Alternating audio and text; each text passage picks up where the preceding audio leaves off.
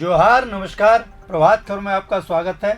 मैं हूं मिथिलेश झा और हमारे साथ हैं जमशेदपुर प्रभात खबर के सीनियर एडिटर श्री संजय मिश्रा जी। आज हम एक बार फिर जमशेदपुर की ही एक घटना पे चर्चा के लिए बैठे हैं। पहले आपको एक ब्रीफ बता देते हैं। जमशेदपुर में हाल फिलहाल के दिनों में जो क्राइम हुआ है वो मार्च और अप्रैल के बीच में 4 मौतें हुई हैं। एक एनकाउंटर हुआ है जो अनुज कन्नौजिया का एनकाउंटर हुआ था मार्च के अंत में। वो उत्तर प्रदेश के माफिया का शार्प शूटर था वो, और आके छिप रहा था। उत्तर पुलिस की एसटीएफ ने यहाँ आके उसका एनकाउंटर किया।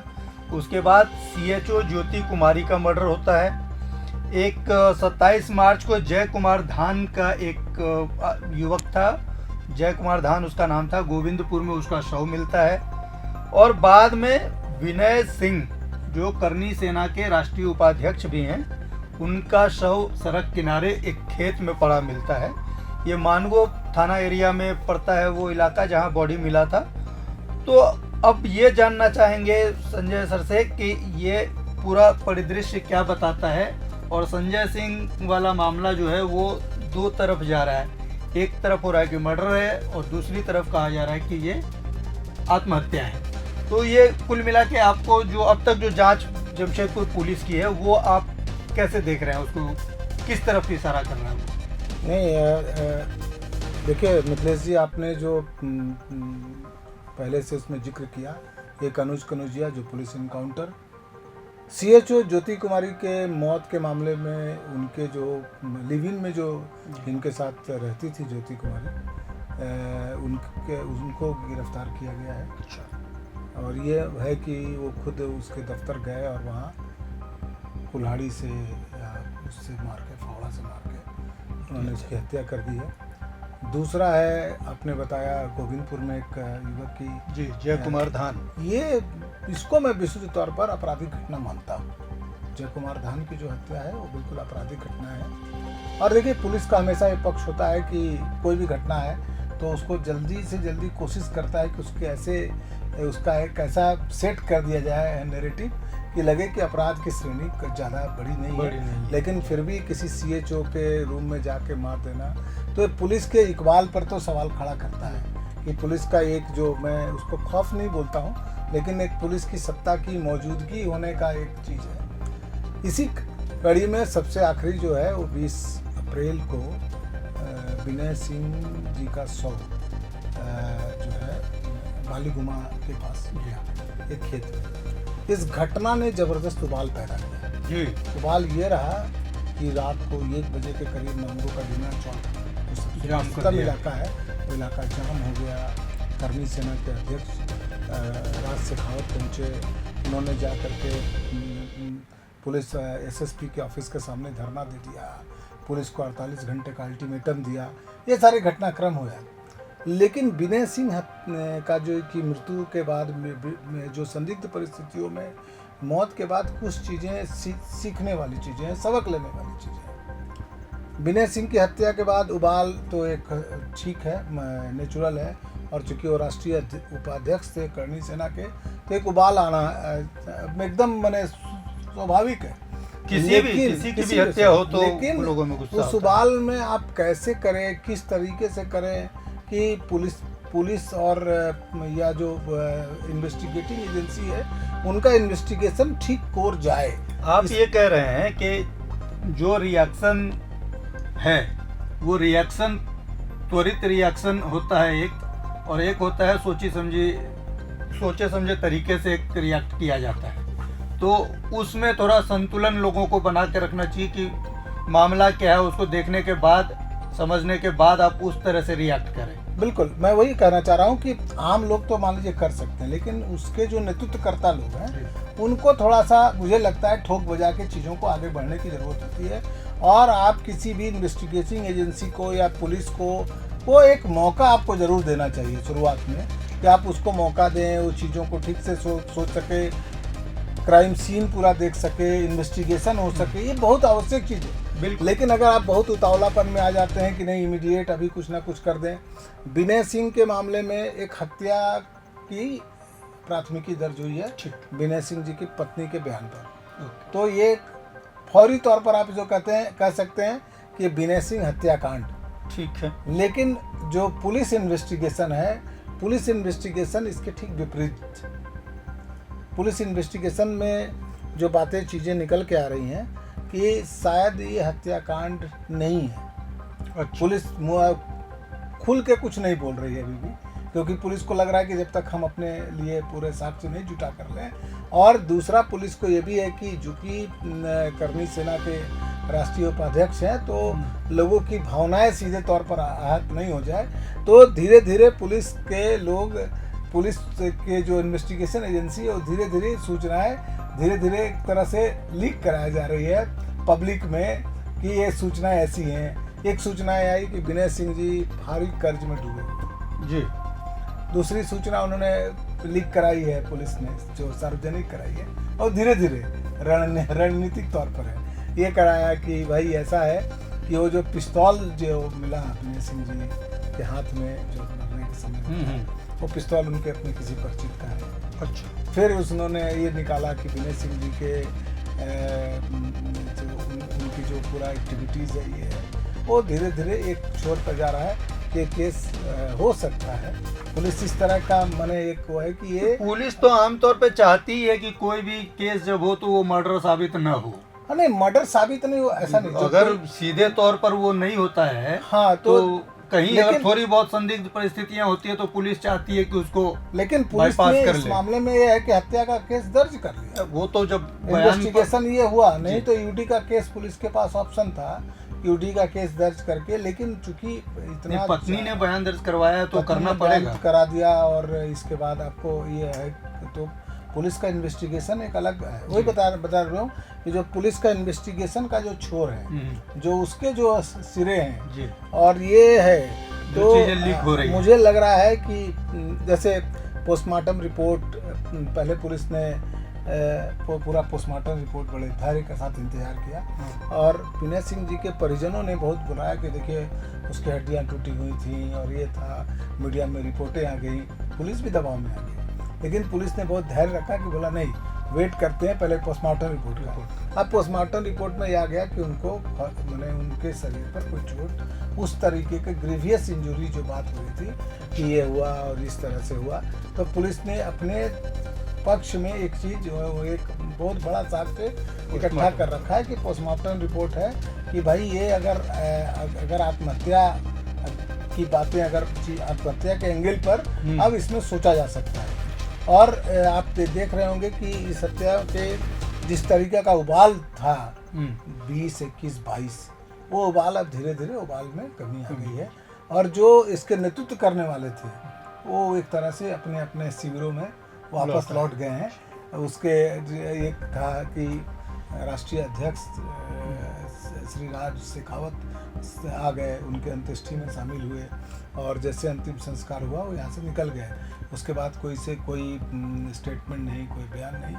इसका मतलब है कि पुलिस अपने जांच में जैसे जैसे आगे बढ़ रही है और सूचनाएं देते जा रही है, वैसे वैसे लोग जो है, जो पहले उग्र थे, जो चीज़ें थी, अब वो धीरे धीरे पीछे चलते जा रहे हैं। जो एक चीज़ बताइए, पोस्टमार्टम की बात हुई, पुलिस ने पोस्टमार्टम का इंतजार किया और वो सारी चीज़ें आई। पोस्टमार्टम में ये भी तो आया कि बुलेट लगी थी, उनके सिर में गोली लगी थी, और जो उनके परिचित का पिस्तौल था, क्या वो बुलेट उसी पिस्तौल का था या किसी और पिस्तौल का था? इसके बारे में पुलिस ने क्या कहा? इस पर क्या है ना, इस पर एक ये क्या होता है कि इसकी रिपोर्ट के लिए भी एक रिपोर्ट होती है जिसको बोलते हैं फॉरेंसिक बैलिस्टिक रिपोर्ट। जो बैलिस्टिक रिपोर्ट आती है फॉरेंसिक का, उस रिपोर्ट के लिए गोली भेज दी गई है जो उनके माथे के अंदर दबी हुई थी उसको, और वो जो पिस्टल है उसको, ठीक है, भेज दी गई है कि भाई ये चीज़ें आप इसको कर लीजिए, जांच कर लीजिए। लेकिन पुलिस का जो अनुभव ये बताता है कि वो सेम है जो हाथ में है। लेकिन इससे देखिए ये थ्योरी बदलता नहीं है। जिस तरीके का क्राइम सीन था, वो क्राइम सीन क्या था कि विनय सिंह गिरे हुए हैं और उनके हाथ में एक पिस्टल बगल हाथ में पिस्टल है। तो लोगों का, अमूमन पुलिस का भी मानना था शुरुआत में कि कोई भी आदमी जब आत्महत्या कर लेता है और पिस्टल उसके हाथ में रह नहीं सकता है। कि पिस्टल ज़्यादातर केसों में जब आप अपने आप को करते हैं तो, और ज़्यादातर क्या होता है, आदमी अपने कनपट्टी पर रख के गोली मारता है। ये गोली एकदम यहाँ बीचों बीच फोरहेड पर था। तो पुलिस के सामने दूसरा कोई उपाय नहीं था कि इसको हत्या के तौर पर देखा जाए, क्योंकि पुलिस का खुद भी मानना है कि ऐसा अमूमन होता नहीं है। ये पुलिस ने ये भी माना, उनके हाथ और उसमें जो झुर्रियाँ, एक तरीके से बर्न इंजरी जो पुलिस ने अपने पंचनामा में लिखा भी है कि जो बर्न इंजरी है, तो बर्न इंजरी के का भी जो जिक्र था कि बर्न इंजरी, लेकिन बर्न इंजरी के लोगों ने बताया, पुलिस के जो बड़े अफसर हैं उन्होंने कहा कि 20 तारीख को जो तापमान था वो तापमान बहुत ज़्यादा था, और चूँकि ये इनकी मृत्यु जो है वो करीब दिन में हो चुकी है 12 बजे, और 12 बजे से लेके जो 4-5 बजे तक सीधे सनलाइट में हुआ है और उससे बर्न इंजरी हुआ है, और बहुत कोई डीप बर्न है नहीं, वो केवल एक सुपरफिशियल बर्न जो है वो उन्होंने बताया कि ये बर्न इंजरी है। तो इस बर्न ये सारी चीज़ें थी जिसमें पुलिस उलझी हुई रही कि भाई ये चीज़ें कैसे हो सकती हैं। लेकिन अब जो धीरे धीरे पुलिस के पास जो चीज़ें आ रही हैं और ये बन रहा है, ये जो बनती जा रही है, और जो लोग पुलिस ने इसलिए बिना किसी उसका, आपने जैसे बताया कि कोई कहे तो आपको एफआईआर करना ही होगा, पुलिस इसको यूडी केस में भी रख सकती थी। पुलिस के पास ऐसा नहीं था, पुलिस के पास एक ऑप्शन था कि हम यूडी केस में भी रख सकते हैं, लेकिन पुलिस ने लगा कि नहीं, इतना ज़्यादा लोग उद्वेलित हैं और करनी सेना के राष्ट्रीय उपाध्यक्ष का मसला है, तो आप एफआईआर कर लीजिए, एफआईआर करके इंक्वायरी बनाइए। और जो इस पूरे इंक्वायरी को खुद ग्रामीण एसपी लीड कर रहे हैं, तो इसलिए कोई ऐसा नहीं, आप जांच पर कोई छोटा मोटा कोई सवाल नहीं उठा सकते कि भाई ये कोई छोटा मोटा ऑफिसर्स या कोई एसआई या कोई इंस्पेक्टर इसको कर रहे हैं, खुद एक आईपीएस ऑफिसर्स के निगरानी में चीज़ें हो रही हैं। मैंने आपको पहले बताया कि विनय सिंह हत्याकांड में 2-3 चीज़ों के लिए सीखने की ज़रूरत है कि आप जब भी किसी हत्या में, राजनीतिक दलों के लिए या संगठनों के लिए भी है, किसी भी हत्या के बाद बहुत उतावला होकर के, किसी की मौत के बाद बहुत उतावलेपन में अगर आप काम करते हैं तो आपको 2 कदम पीछे भी जाने की स्थिति हो जाती है। आपको लगता है कि अब क्या करें, आपकी गर्दन फंस जाती है। तो थोड़ा सा मुझे लगता है इंतज़ार करने की आवश्यकता होती है, आप इंतज़ार करने का, क्योंकि आप देखिए कि इसमें करनी सेना ने बोला था 48 घंटे का अल्टीमेटम, आपने 48 घंटे बोला अल्टीमेटम दिया कि 48 घंटे तक नहीं होगा तब तक हम बॉडी उनके अंत्येष्टि में नहीं करेंगे, अंतिम संस्कार। 48 घंटा हो गया, आपको अंतिम संस्कार भी करना पड़ा, 48 घंटे का अल्टीमेटम खत्म, कोई काम नहीं आया आपका, पुलिस अपने हिसाब से कर रही है भी। मैं मानता हूँ कि ये अल्टीमेटम देने से आपकी अपनी फजीयत होती है। इन्वेस्टिगेशन एजेंसी का अपना ड्यू कोर्स होता है, उसके अपने कोर्सेज होते हैं। अगर आपको लग रहा है कि इसमें कोई हीलावाली हो सकती है, कुछ चीज़ें हो सकती हैं, तो उसके बड़े लोकतांत्रिक पद्धति हैं, आपके पास लोकतांत्रिक प्रक्रियाएं हैं, आप उस प्रक्रिया के तहत जाइए। लेकिन अगर आप पुलिस को अनाप शनाप कर दीजिएगा और किसी ऐसे आदमी की गिरफ्तारी हो जाए या ऐसा आदमी किसी आरोप में फंस जाए तो बेचारे की ज़िंदगी खराब हो जाए। तो ये चीज़ें हैं। दूसरा मैं आपको फिर बताऊंगा कि मुझे लगता है 2-3 दिन का इंतजार कीजिए। पुलिस के जो इस मामले में पुलिस के बड़े पदाधिकारी हैं, राज्य स्तर के जो पदाधिकारी हैं, उन लोगों ने कहा है कि आने दीजिए, हमारा इन्वेस्टिगेशन रिपोर्ट पूरे, आपकी आंखें खुल जाएंगी। विनय सिंह की पूरी हत्या जो के एफआईआर पर जो इन्वेस्टिगेशन है, पुलिस का कहना है कि बहुत चौंकाने वाले फैक्ट्स के साथ हम आएंगे, और एक अलग किस्म का ये पूरा केस स्टडी भी होगा पुलिस के लिए कि मरने के बाद कैसे किसी के हाथ में पिस्तौल रह सकता है, आदमी आत्महत्या करने के बाद भी कैसे पॉइंट ब्लैंक रेंज से कोई गोली फायर हो और वो बाहर ना निकले।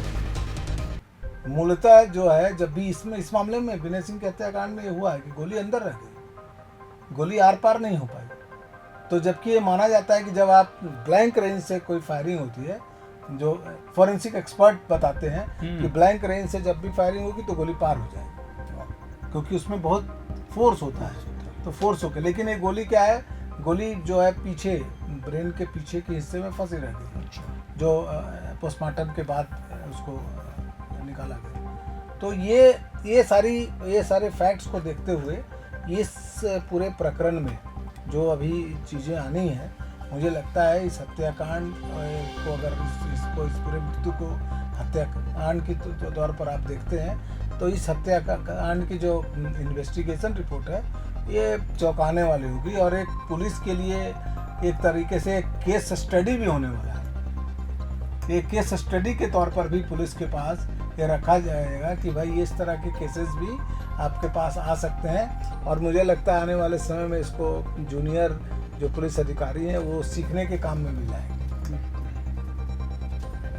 चलिए, तो ये आज हम लोगों ने समझा विनय सिंह हत्याकांड को। अब तक तो ये हत्याकांड ही है क्योंकि पुलिस ने एफआईआर दर्ज किया मर्डर का, तो इसको हत्याकांड कहेंगे। लेकिन जैसा कि संजय मिश्रा जी बता रहे हैं कि पुलिस के बड़े अधिकारी कह रहे हैं कि बहुत ही चौंकाने वाला तथ्य सामने आने वाला है, तो हम लोगों को ये इंतज़ार करना पड़ेगा। और ये सचमुच एक सीख है और लोगों को थोड़ा संयम बरतना चाहिए कि जब भी कभी कोई घटना हो तो तुरंत इतना ज़्यादा उतावला न हो जाए। किसी चीज़ को लेके रिएक्ट करना ज़रूरी है, लेकिन पुलिस के मंशा पे, उसकी कार्यप्रणाली पे हर बार सवाल उठाना उचित नहीं है। तो इंतज़ार करिए अभी कि क्या रिजल्ट आता है, क्या चौंकाने वाले परिणाम आते हैं। जो भी चौंकाने वाले परिणाम आएंगे हम आपको अगली बार फिर उन सारे चौंकाने वाले परिणाम के साथ, संजय मिश्रा जी हमारे साथ होंगे और हम लोग आपको उसका एक एक डिटेल जो पुलिस की जांच में निकल के आएगी वो सब चीज़ बताएंगे। तब तक के लिए हम लोगों को दीजिए इजाज़त। नमस्कार, जोहार। जोहार। प्रभातखबर.com, विश्वास वही, रफ्तार नहीं।